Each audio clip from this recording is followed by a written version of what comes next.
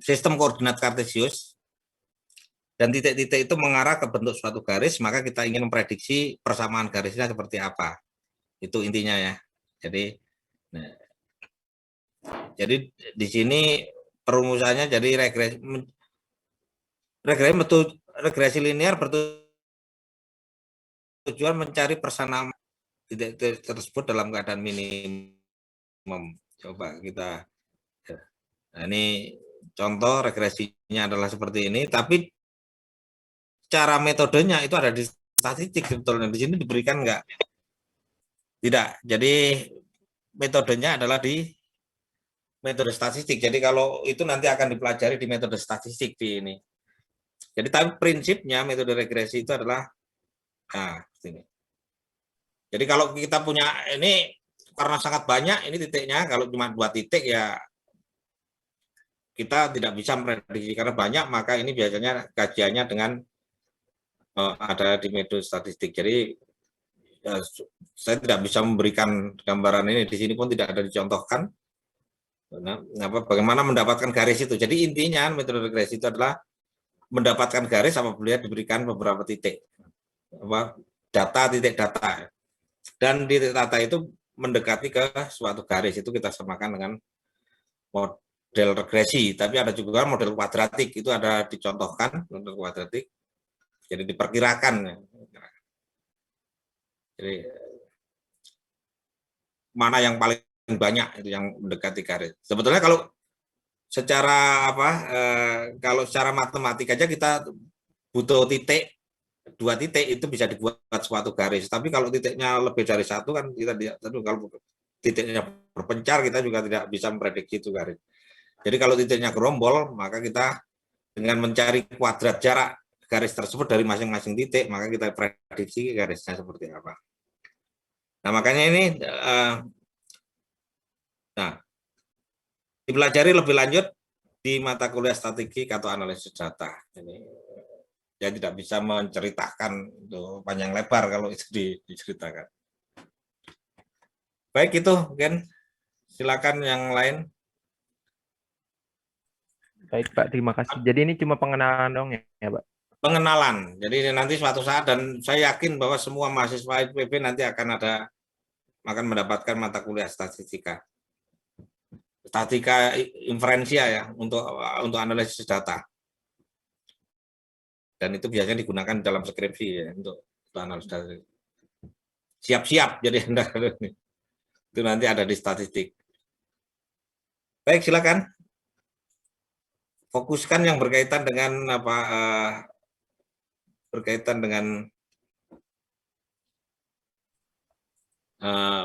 dengan soal-soal yang diperkirakan ini. Soal-soal latihan, jadi soal satu. Pak, izin bertanya Pak. Silakan. Ini apa? Bagaimana cara membuat itu apa? Persamaan kuadrat. Persamaan kuadrat. Persamaan kuadrat parameternya ada 3. Jadi kalau itu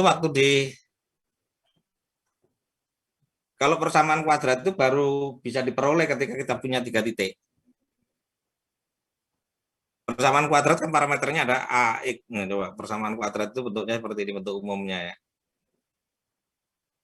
Nah, bentuk umumnya adalah ini. AX kuadrat plus BX plus C. Atau ini. Nah, ini persamaan kuadrat adalah AX kuadrat plus BX plus C sama dengan 0. Jadi kalau fungsi kuadrat seperti ini.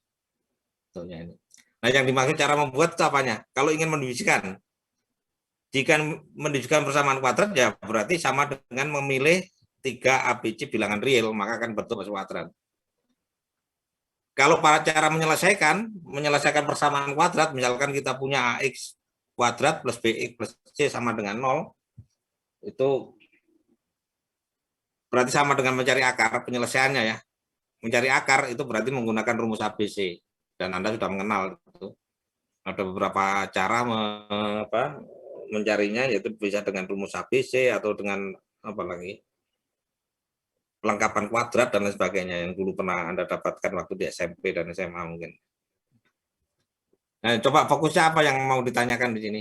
Mendefinisikan atau apa? membuat, kalau mendefinisikan ya berarti tinggal pilih ABC, nilai AB berapa nilai A, berapa nilai B, berapa nilai C, maka terbentuklah persamaan kuadrat. Cara menyelesaikan, nah Anda sudah ini bisa pakai ini X1 X2-nya bisa dirumuskan seperti ini pakai rumus ABC, atau biasanya yang populer adalah hasil kalinya AC jumlahnya AB. Itu yang populer. Tapi sekali lagi itu yang umum adalah ini. Coba yang akan ditanyakan apa? Fokusnya menanyakan mencari solusinya atau mendefinisikannya? Mencari nilai C dan apa titik puncak. Nilai Mencari titik nilai. puncak. Ini sudah diketahui, apa persamaannya sudah diketahui. Iya. Nah, jadi ini kebetulan sudah dirumuskan. Kalau mencari titik puncaknya itu adalah ini terjadi pada saat min B per 2A. Jadi kalau Anda praktekkan misalkan apa persamaan kuadratnya misalkan yang khusus ya. Nah, ini misalkan ini terjadi atau sumbu simetrinya, mencari sumbu simetrinya berarti ini mencari nilai X ya. Jadi kalau fungsinya adalah min B per 2A, berarti ini kalau ini sumbu simetrinya adalah min 2 per min B berarti min 2 per 2A, berarti sumbu simetrinya 1 kalau saya gambar ini. Kalau diberikan kuadrat. Nah, ketika sumbu simetrinya sudah diketahui nilai X di mana nilai Y mencapai maksimum, kalian hafalkan aja ini kalau ini sudah karena di sini sudah berikan. Terjadinya nilai Y maksimum, jadi kalau kita punya fungsi fx, ini A kuadrat plus bx plus c, terjadinya nilai fx itu maksimum itu bisa nilai terkecil atau nilai terbesar, itu terjadinya di min B per 2A. Ini sudah dihafalkan ya. Coba kalau misalkan Anda punya misalkan atau misalkan Y fx sama dengan 2x kuadrat min 4x plus 3 katakanlah. 2x kuadrat min 4x plus 3. Berarti B-nya min 4, A-nya 2. B-nya min 4, A-nya 2. Berarti nilai yang menyebabkan nilai X itu maksimum itu adalah apa min 4 tadi berarti 4 per 2 kali A. 2 kali A, 2 kali 2 berarti 4. Kalau saya buat otret-otretan di sini kebetulan saya belum buka otret-otretan. Sudah paham yang dimaksud? Jadi, nah ketika Anda ketemu nilai X yang menyebabkan fungsi maksimum, maka ketika Anda substitusikan, maka itu nilai maksimumnya. Atau Anda bisa langsung mencari rumus tanpa harus mencari X, Anda bisa mencari nilai maksimum fx, yaitu menggunakan rumus ini. Mencari puncaknya. Nilai apa ekstrimnya? Nilai ekstrimnya itu berarti nilai maksimum atau nilai puncaknya.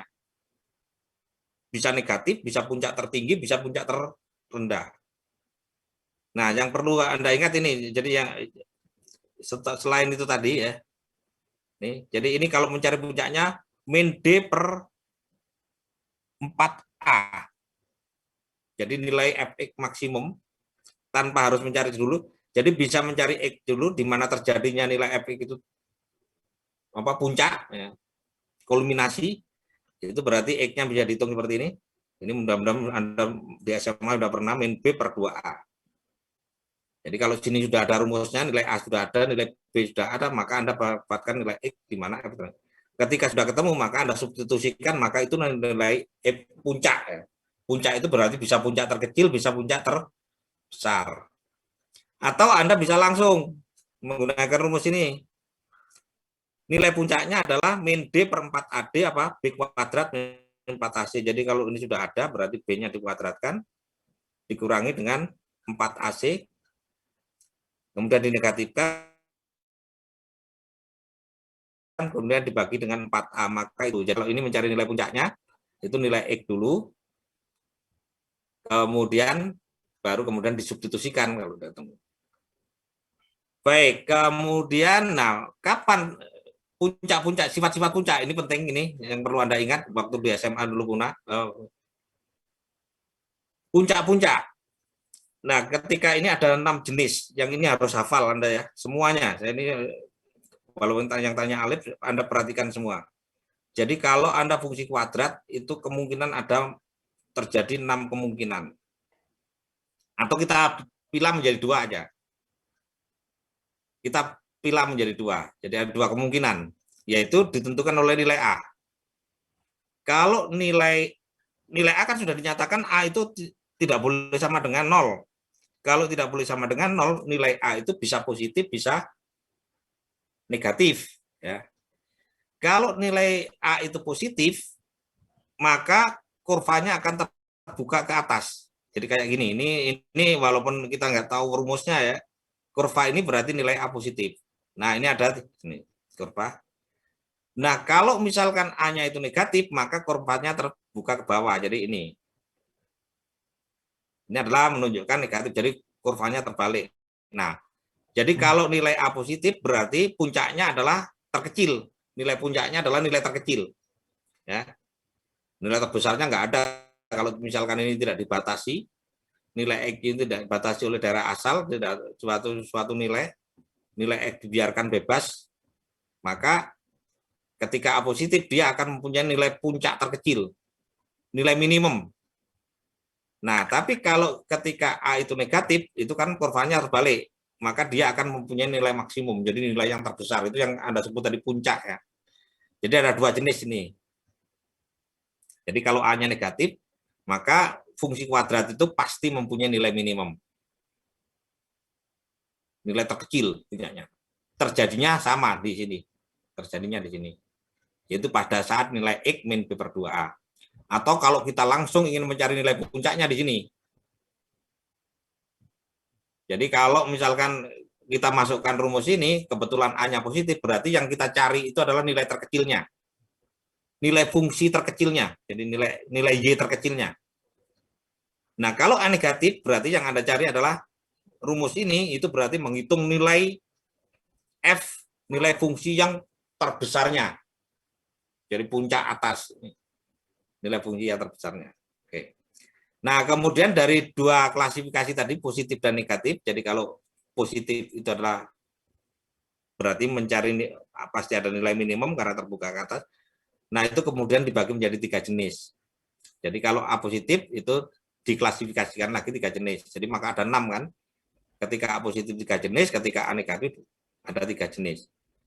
Klasifikasinya. Perbedaannya apa? Nilai D. Jadi nilai D itu penting. Nanti Anda ingat-ingat. Perbedaan aja nilai D. Ketika nilai D itu positif, maka kurvanya itu menyeberang sumbu X. Berarti mempunyai 2 akar yang berbeda. Jadi ini titik potongnya di sumbu X. Itu ketika diskriminannya lebih besar 0, A-nya positif. Jadi ini kebetulan yang, nah kalau gambar yang di sini ini menunjukkan bahwa kurvanya itu dalam keadaan memotong sumbu X di 2 titik. Nah, titik itu adalah titik X1, X2. Nah, titik itulah yang kita sebut apa? Akar dari persamaan kuadratnya.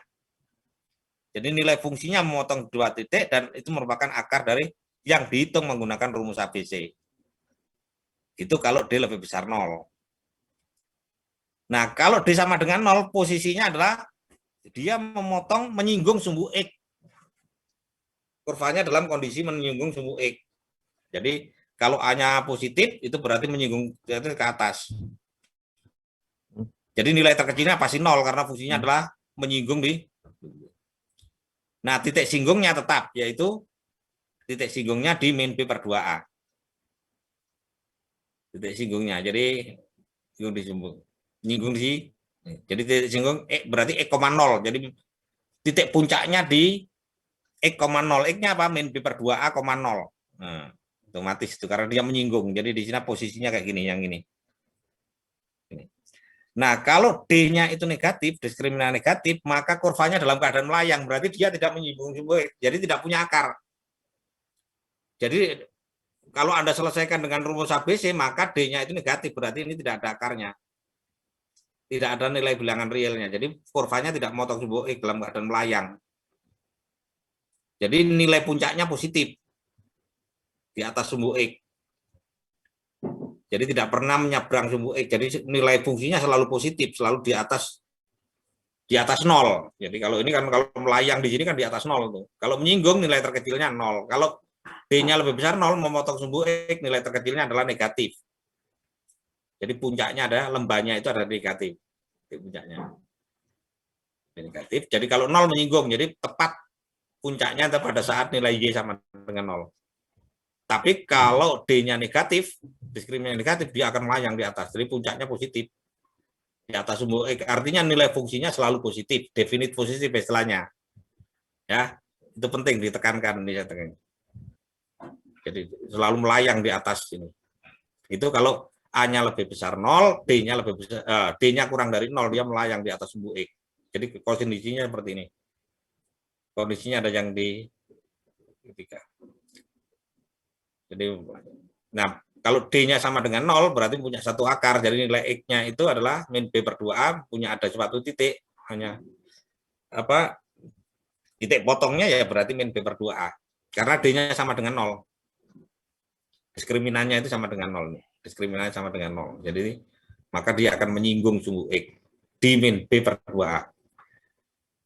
Menyinggung sumbu X. Dan berarti nilai puncaknya adalah 0 berarti kan.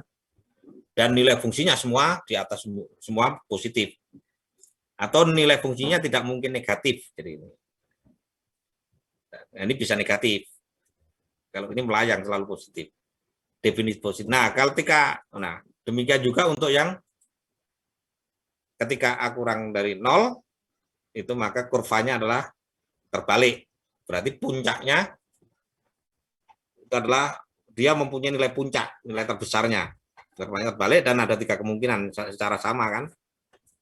Yaitu ketika D lebih besar 0 berarti nyebrang sumbu X, berarti nilai puncaknya, kalau ini tadi nilai lembahnya ya, nilai lembahnya, nilai terkecilnya, ini nilai terbesarnya, berarti nilai terbesarnya adalah di atas positif. Di atas sumbu X. Nah, kalau ini A-nya negatif, D-nya sama dengan 0, berarti nilai puncaknya, nilai maksimumnya adalah, kalau ini tadi nilai minimumnya, nilai maksimumnya adalah 0. Nah, kalau D kurang dari 0, melayang, berarti tidak menyeberang sumbu X, berarti nilai maksimumnya adalah dalam keadaan negatif. Baik, itu wawasan tentang ini penting ini, fungsi kuadrat ini, jadi yang perlu Anda ingat ini. Kalau mau dicontohkan nanti saya translate, mau dicontohkan enggak? Saya rasa jelas ya. Ada yang ditanyakan lagi terkait dengan ini? Silakan yang lain mungkin masih ini. Seluk-beluk fungsi kuadrat ini penting. Ketika di kalkulus nanti juga akan dipakai itu fungsi kuadrat itu banyak dipakai. Dan sudah dikupas tuntas pada saat SMA kayak ini.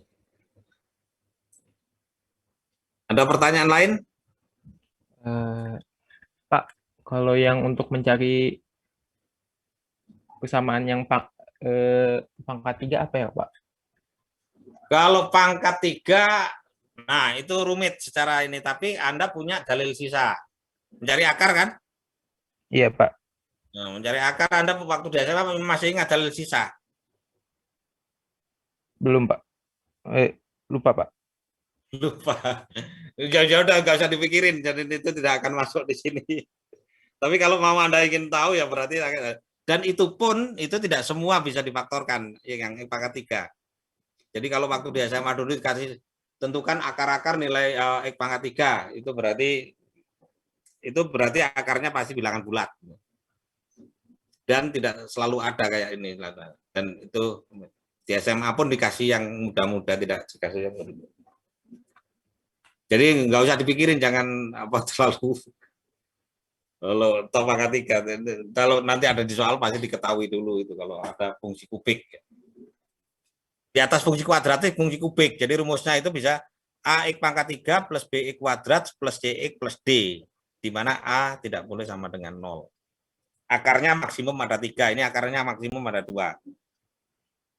Jadi akarnya maksimum 2, ada satu akar, yaitu ketika diskriminannya sama dengan 0, dan tidak punya akar ketika tidak ada solusinya, atau tidak punya akar, tidak ada yang menyebabkan nilai X sama dengan 0, itu ketika D-nya kurang dari 0. Jadi ketika D-nya kurang dari 0 itu tidak punya akar di sini. Demikian juga X pangkat 3, jadi nanti dibawa ke kuadratik dulu, dicari satu akarnya dulu, kalau ada, maka kemudian dicari yang menggunakan kuadratik, jadi diturunkan satu tingkat. Tapi metodenya sekali lagi termasuk rumit itu, tapi kalau yang di SMA dulu Anda pernah diberikan, saya yakin pernah diberikan, yaitu mengenai dalil sisa.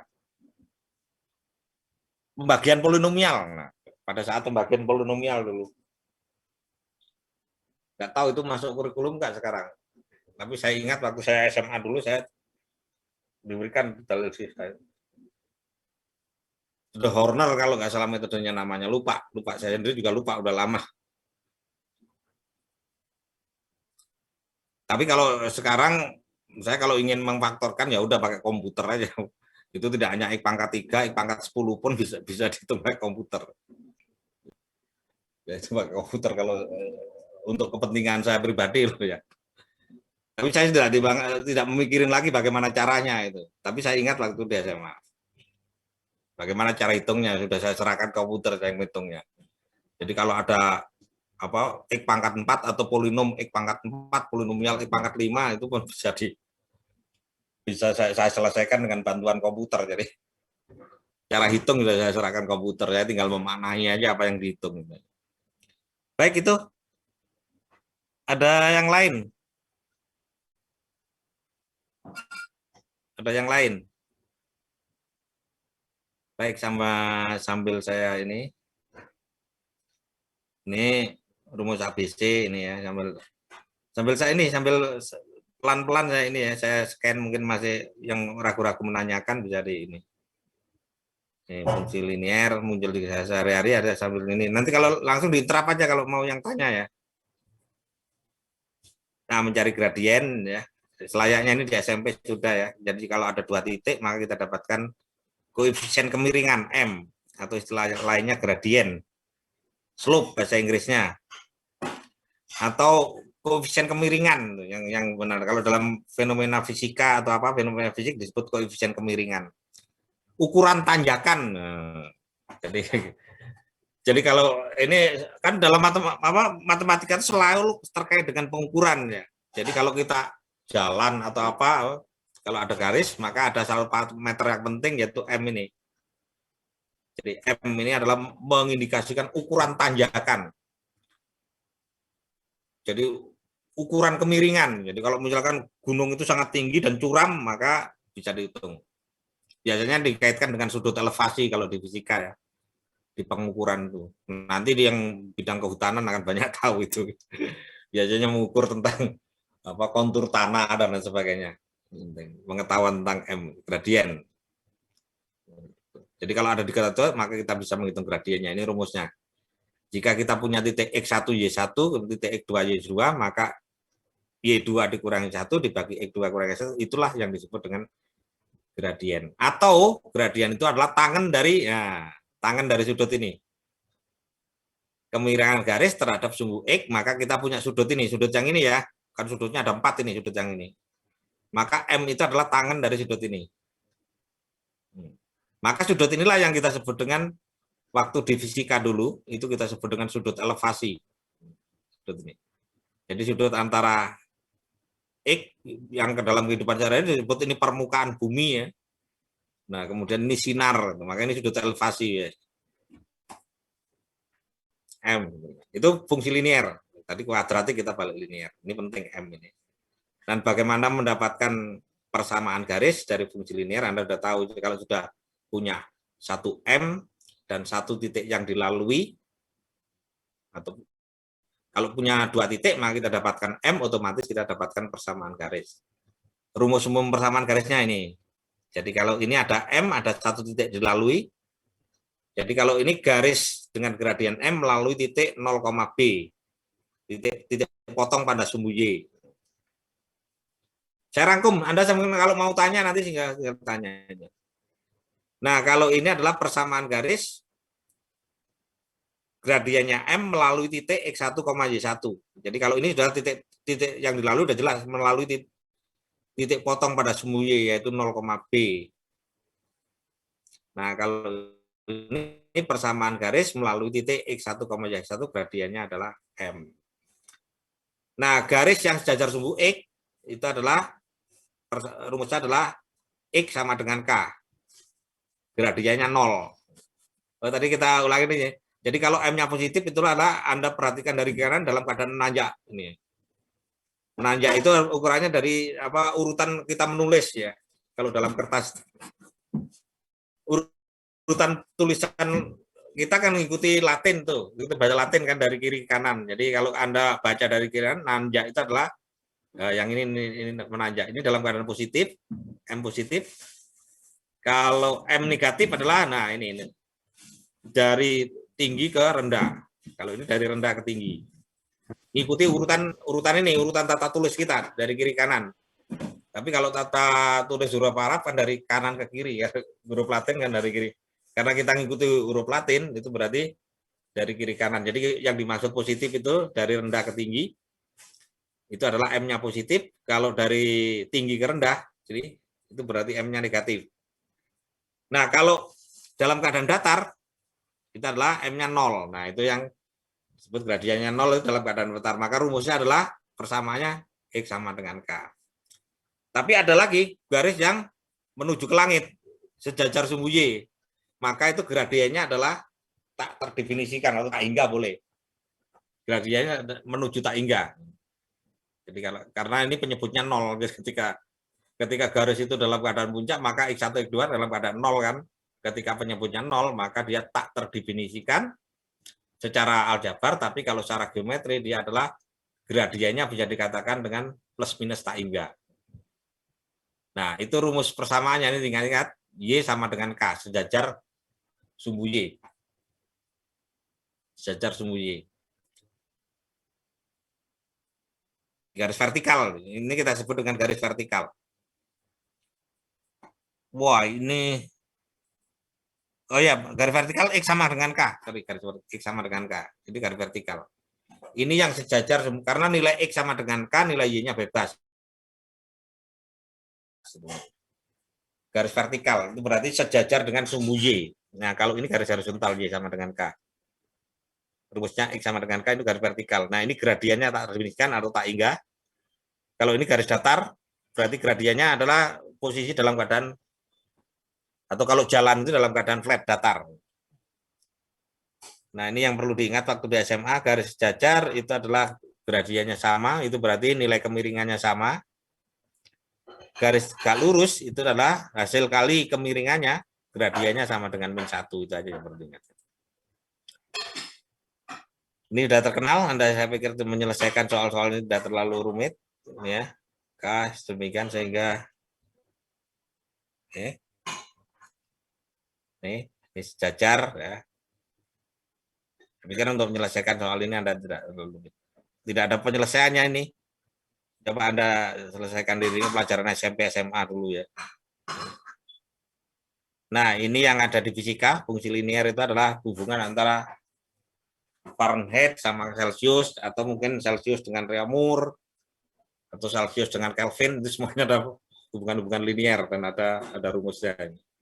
Jadi ini mengubah dari Celsius ke Fahrenheit, itu berarti hubungan linier, gradiennya adalah 9/5. Ini adalah mengubah dari Fahrenheit ke Celsius. Gradiennya adalah, kemiringannya adalah 5/9. Memotong sumbu Y di 3,2.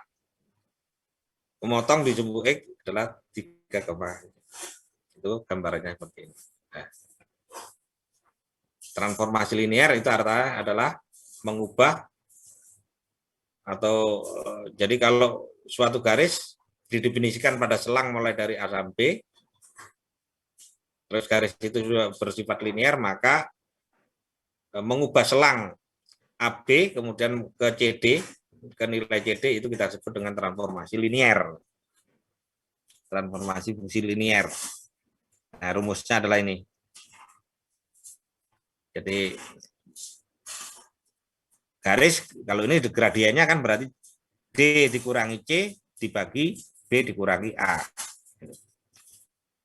Nah, data X, nah ini diingat-ingat nanti di penyelesaian di latihan ada ini nanti. Data X itu adalah mulai dari A ke B, ditransformasikan ke data Y dari C ke D. Maka rumus transformasinya adalah, cara mengubah transformasinya adalah Y min C, M X min A. M-nya apa? Berarti M-nya ini. D min C dikurangi B min A. Atau berarti kalau dimasukkan di sini itu berarti Y, jadi transformasinya jadi mengubah setiap X itu akan dibawa ke sini, gitu, dibawa ke D. Setiap X mulai dari A ke B itu bisa dikonversi atau ditransformasikan ke nilai Y. D min C per B min A, yaitu M-nya X min A plus C. Jadi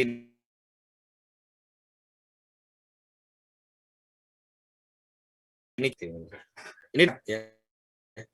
Jadi cara transformasi dari fungsi linier. Oke. Nah, contoh-contoh ini dipelajari dulu. Silakan deh. Dipelajari dulu, kemudian nanti terapkan di contoh soal. Coba pelajari dulu. Nah, ini sudah ada solusinya, Anda pelajari, kemudian transformasikan untuk latihan di tugas kelompok ya. Ingat, setiap kali saya bilang tugas kelompok itu adalah saya maksudkan sebagai tugas individu itu. Jadi setiap individu harus bisa menyelesaikan, karena nanti ujiannya bukan kelompok, ujiannya adalah individu. Itu saya ingatkan. Walaupun mungkin yang mengumpulkan tugas itu teman Anda, tapi Anda punya kewajiban secara pribadi untuk tahu apa yang diselesaikan oleh teman Anda itu. Baik, ini contoh-contoh ya. Ini contoh-contoh menarik dalam kehidupan sehari-hari. Ini pelajaran SMA biasanya kayak gini nih. SMP dulu juga ada ini yang kayak gini. Soal-soal apa? Bahkan kayak gini nih biasanya soal-soal yang dikompetisikan biasanya.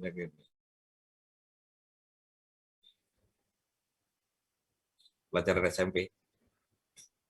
Soal ini ya. Nah, itu Anda pahami. Kalau yang ini udah mencari M. Ya.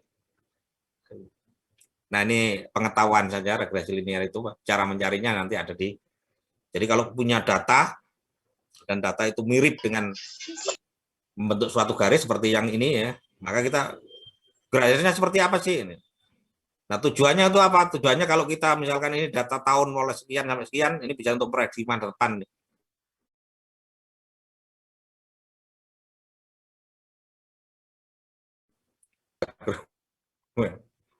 Jadi kalau kita sudah tahu metode linearnya, maka kita akan bisa untuk. Jadi ketika nilai X sekian, jauh di masa depan sana itu berapa nilainya?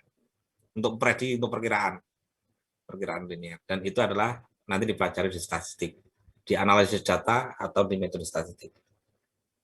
Nah, ini jadi ini meminimumkan jarak. Nah, itu salah satu metode matematiknya dari situ. Fungsi polinom wujudnya seperti ini.